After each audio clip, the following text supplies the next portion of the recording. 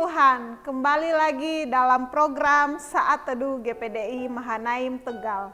Sebelum kita merenungkan firman Tuhan, terlebih dahulu kita mau berdoa. Mari kita satu di dalam doa. Terima kasih Tuhan Yesus, pada saat ini Tuhan kami rindu untuk merenungkan firman-Mu. Tuhan berkati kami semua, berkati setiap umat Tuhan dimanapun mereka berada, dalam mereka mendengarkan firman-Mu Tuhan. Biarlah firman-Mu ini boleh menjadi kekuatan bagi kita semua yang mendengarkan. Terima kasih Bapa yang baik, inilah yang doa kami di dalam nama Tuhan Yesus Kristus. Haleluya, amin. Puji Tuhan. Bapak Ibu yang dikasihi oleh Tuhan Yesus Kristus, pada saat ini firman Tuhan yang ingin saya bagikan, saya ambil dalam Nehemia pasal yang kedua, ayat yang ke-11 sampai yang ke-20. Dan firman Tuhan pada saat ini saya memberikan judul Tekad Hidup. Puji Tuhan. Bapak Ibu yang dikasihi oleh Tuhan Yesus Kristus, tentunya setiap kita memiliki harapan atau memiliki suatu kerinduan untuk kemajuan daerah kita.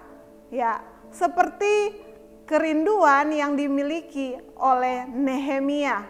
Ya, kalau kita membaca di dalam Nehemia pasal yang kedua ini, bagaimana Nehemia ketika dia ditawarkan oleh Raja Artasasta untuk apa yang menjadi keinginan dia memberikan atau dia mengajukan keinginannya untuk kembali ke Yerusalem, ke tempat daerah asalnya. Tentunya Nehemia memiliki satu kerinduan, yaitu dia ingin kembali membangun tembok yang ada di Yerusalem. Dan kalau kita membaca di pasal yang kedua ini, kita melihat ketika Nehemia tiba di Yerusalem, tentunya dia mengadakan satu penyelidikan. Dia tentunya berjalan-jalan di Yerusalem melihat apa yang sebenarnya terjadi. Dan tentunya dia melihat akan keberadaan daripada tembok Yerusalem pada saat itu. Dan ketika dia melihat keberadaan daripada tembok Yerusalem, tentunya dia menyampaikan apa yang menjadi rencananya, apa yang menjadi tujuannya. Sekalipun ada orang-orang yang mungkin pada saat itu yang tidak senang dengan tujuannya, tetapi karena satu tekad, satu keyakinan daripada Nehemia untuk membangun kembali tembok Yerusalem, maka dia percaya ketika dia melibatkan Tuhan di dalamnya, semuanya itu pasti akan berhasil. Puji Tuhan. Bapak Ibu yang diberkati oleh Tuhan Yesus Kristus, tekad adalah suatu kemauan atau kehendak yang pasti. Atau boleh dibilang ini merupakan satu kebulatan hati yang dimiliki oleh seseorang. Dan tentunya ada suatu dorongan dari dalamnya yang begitu kuat yang pasti akan diwujudkan. Demikian juga kalau tekad itu berasal daripada Tuhan sendiri. Tentunya kalau ada kemauan dari seseorang dan ada kebulatan hati dari seseorang, pasti tekad itu kalau dia melibatkan Tuhan di dalamnya itu akan terwujudkan. Nah, Bapak Ibu yang diberkati oleh Tuhan, kita melihat Nehemia ini adalah seorang pelayan Raja Artasasta. Dia memiliki hati yang terbeban, hati yang penuh dengan tekad untuk membangun tembok Yerusalem yang telah dihancurkan oleh Babel. Karena tekadnya itu atas kemurahan Tuhan dan seizin Raja Artasasta, Nehemia dengan tekadnya pergi ke Yerusalem untuk membangun kembali tembok itu sampai selesai. Dan kita melihat tekad daripada Nehemia ini, dia tidak berputus asa, dia melibatkan Tuhan di dalamnya. Dan kita melihat contoh di dalam perjanjian baru, satu tokoh yang memiliki tekad juga yang seperti Nehemia miliki, yaitu tekad daripada Rasul Paulus sendiri. Kalau kita membaca di dalam Kisah pasal 20 ayat yang ke-24, bagaimana tekad Rasul Paulus untuk menyelesaikan pelayanannya yang ditugaskan oleh Tuhan Yesus kepadanya. Dia memiliki tekad yang kuat. Dia mengatakan bahwa aku tidak menghiraukan nyawaku sedikit pun. Asal saja aku dapat mencapai garis akhir. Asal saja dia boleh menyelesaikan pelayanan yang Tuhan percayakan di dalam hidupnya. Itu yang menjadi tekad daripada Rasul Paulus. Kembali kepada firman Tuhan. Apa yang menjadi tindakan Nehemia untuk menjalankan tekadnya itu? Yang pertama kita melihat, yang pertama menanti waktu yang tepat. Nehemia menanti waktu yang tepat. Dia tahu dalam waktu yang tepat itu pasti tekadnya itu akan terjalankan. Di sini kita belajar bahwa perlunya persiapan hati sebelum melakukan tekad tersebut. Nehemia memiliki persiapan hati dalam dia menjalankan tekadnya untuk membangun kembali tembok Yerusalem. Demikian pun kita, apa yang menjadi tekad kita untuk kemajuan kehidupan kita mungkin, atau untuk kemajuan daerah kita, tentunya itu memerlukan persiapan. Jadi persiapan yang kita miliki yaitu persiapan hati, dan tentunya itu harus dengan waktu yang tepat. Kalau kita melihat di dalam Yosua 1 ayat yang ke-6, di sana dikatakan, kuatkan dan teguhkanlah hatimu, sebab engkaulah yang akan memimpin bangsa ini memiliki negeri yang kujanjikan dengan bersumpah kepada nenek moyang mereka untuk diberikan kepada mereka. Ini merupakan satu hal yang diberikan kepada Yosua, bagaimana dia harus memerlukan persiapan hati sebelum dia menjalankan atau sebelum dia memimpin bangsa Israel.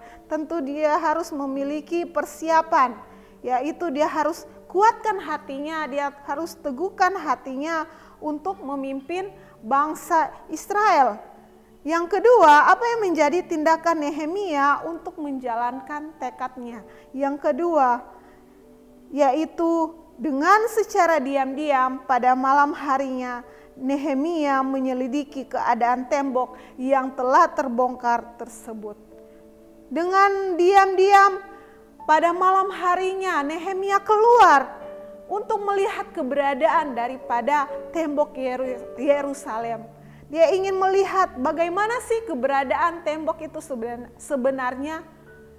Ini mengawali rencananya untuk membangun kembali tembok. Dia memiliki niat, yaitu dia menyelidiki apa yang sebenarnya terjadi.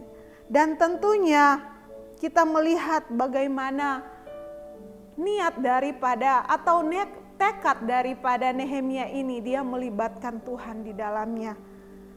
Dibawa di dalam doa untuk meminta hikmat Tuhan apa yang harus dia kerjakan. Di dalam mungkin ketika dia menyelidiki keberadaan tembok tersebut, dia mungkin berdoa kepada Tuhan apa yang harus dia kerjakan.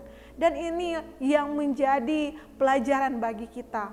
Ketika sebelum kita melakukan sesuatu, tentunya kita harus melibatkan Tuhan di dalamnya. Kita harus minta pimpinan daripada Tuhan, kita harus minta hikmat daripada Tuhan sendiri.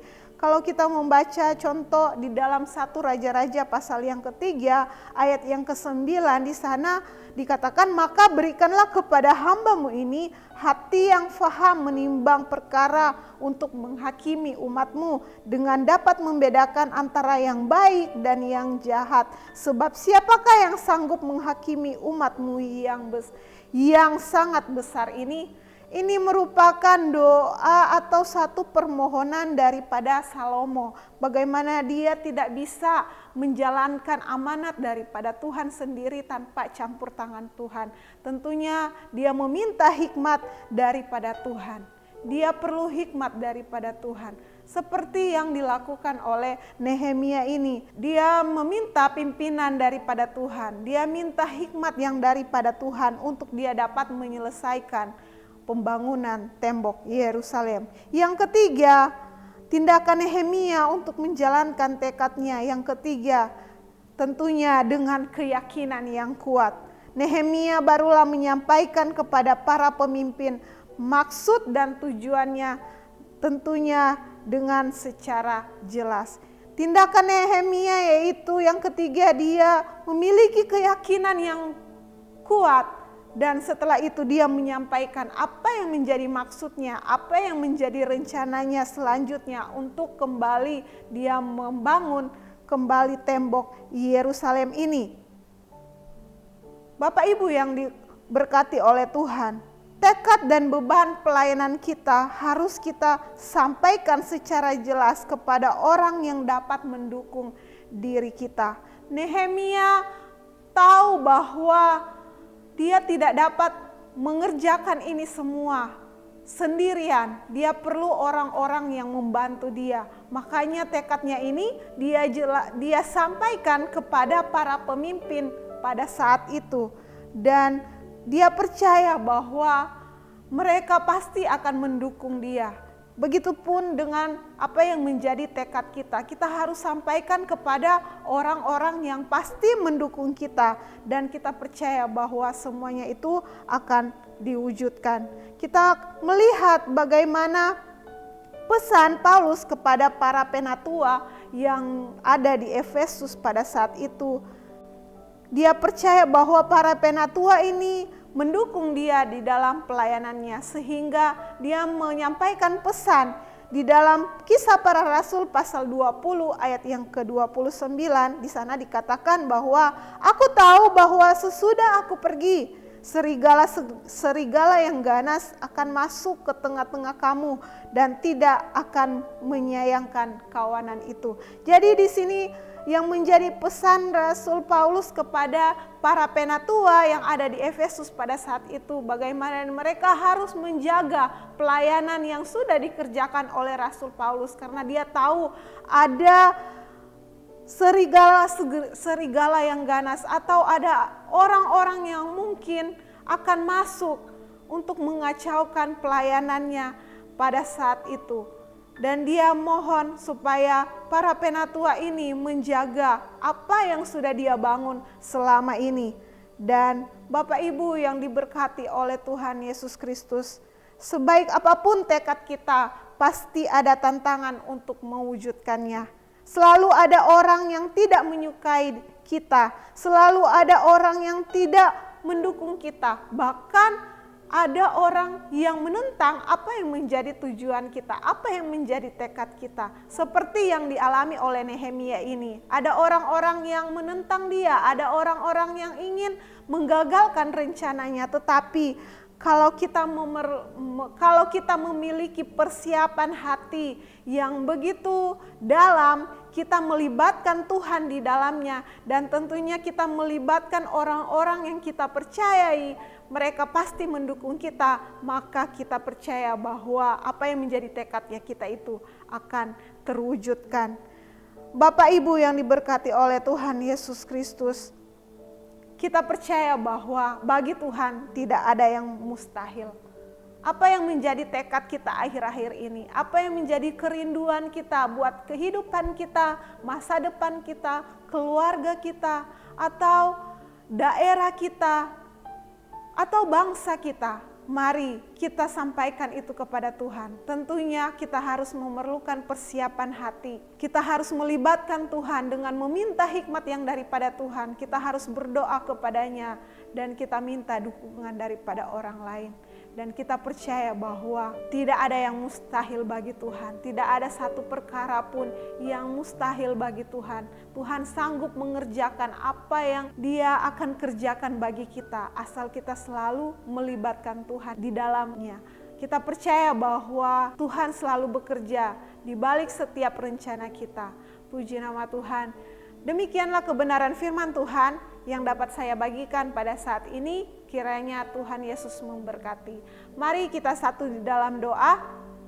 Terima kasih Tuhan Yesus buat firman-Mu yang sudah kami dengarkan bersama-sama.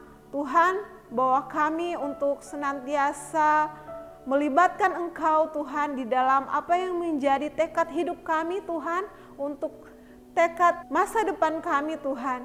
Tuhan Yesus, biarlah itu semua kami serahkan ke dalam tangan-Mu. Kami percaya Tuhan, tidak ada yang mustahil bagi Engkau. Ketika kami melibatkan Engkau di dalamnya, Engkau turut bekerja mendatangkan sesuatu berkat bagi kehidupan kami. Terima kasih Bapa yang baik, terima kasih. Inilah yang menjadi doa kami Tuhan. Kami sungguh bersyukur di dalam nama Tuhan Yesus Kristus. Haleluya. Amin.